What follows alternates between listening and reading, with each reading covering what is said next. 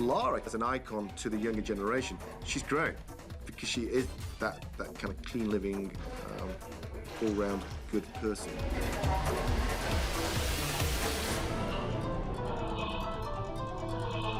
I think it's an intelligent game, and I think it's also really obvious. She's built. Women want to be her, men want to be with her, and I think that's a recipe that works across both genders.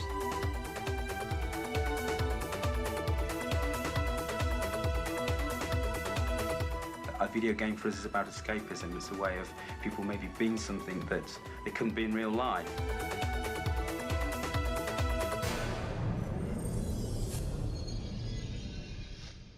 The history of Lara came from an E3 show where I saw for the first time Sony PlayStation and was like, wow, this is the future. This is where gaming is going. This is such a cool machine. Came back, said, these are the games that we've got to beat. These are the games we've got to get better at. It started like that. It actually allowed us to sort of bring a sort of a dream that we had of what the game could be using the then, technology. One of the guys said, I've got this great idea for a pyramid game, and like Egyptian game. I said, yeah, I just love that idea. And 6 months later, it said, there's the character, what do you think?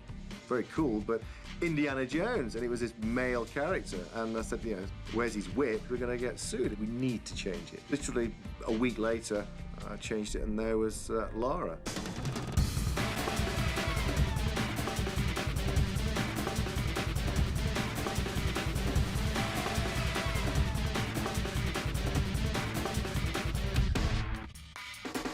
Well, it's a woman.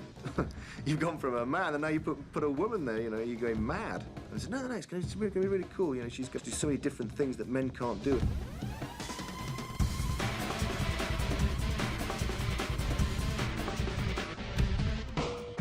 The game was about solving puzzles and looking after this character. And actually what we did, we wrote all the characteristics of the character down on a piece of paper. We wanted the character to certainly have an agility, almost a coyness. And the more we looked down this list, the more it pointed towards being a female character. She was called Lara Cruz. And then we had to change the name because Americans can't say Laura.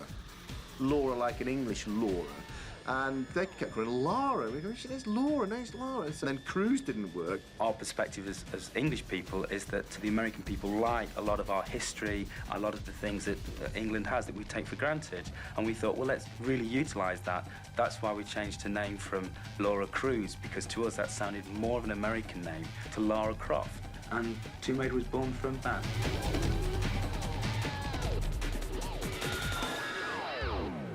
I think the game came at a breakthrough time in the industry. Technology took a significant leap from the sort of 2D graphics into 3D graphics. And the gameplay, which is very compelling. You're an adventurer, you're in a world, you're fighting, you're going around finding objects with a very involved storyline. Ah, Miss Croft. I take it you're ready to sign on. To what?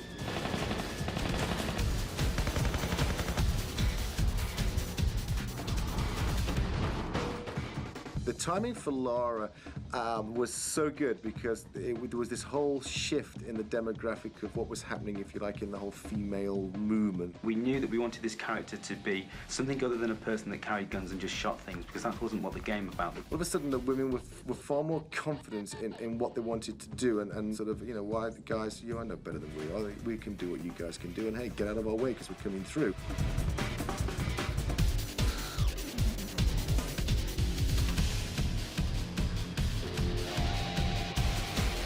There's certainly been other female characters in video games, but I think we were the first one really to take it and only be a female character. The easy option for us in Tomb Raider would have been to say, let's have a female and a male character, and you can select which one to be.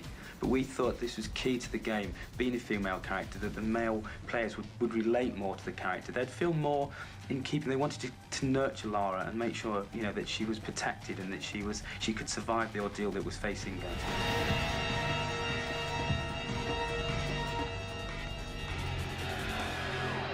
Tomb Raider 2, which is some 6 years ago now, when obviously the Lara sort of phenomenon was really taking off.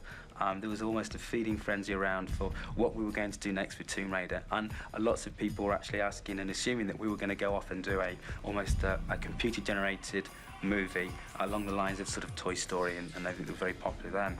At the same time, the interest was sort of, it became fairly apparent that Lara as a character could make that transition from video game screen onto the big screen. Our biggest concern when we were looking for a partner with the movie was exactly what they're going to do with Lara. Lara is our Mickey Mouse, and we're as protective over her as Disney is over Mickey, and we had to be pretty sure that we could say no. Paramount were the only company that were prepared to do that, the only movie studio that were prepared to do that. We were very involved in looking at the script and the cast and the characters to make sure, once again, that the integrity of the property was maintained, because it was such a big part of our business, and we felt we didn't really want to compromise. And certainly with Angelina, who is, there was no second choice. She's the perfect Lara Croft.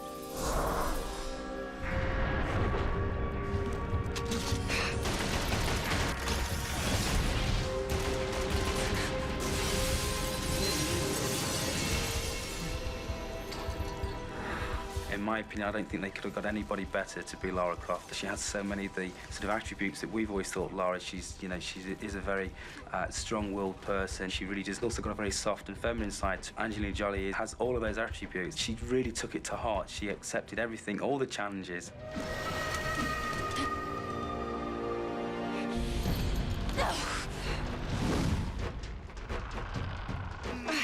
When I was down and seeing her on the set, you know, she was in harnesses bouncing above 100 feet above us, and staggering, absolutely staggering. She's got all those things. She has all the things we love about James Bond. She's got all the cool stuff, and she comes from a certain past and history and a certain kind of a, you know, she's got all that sexy intelligence. But she's also Indiana Jones, and she's a real active person.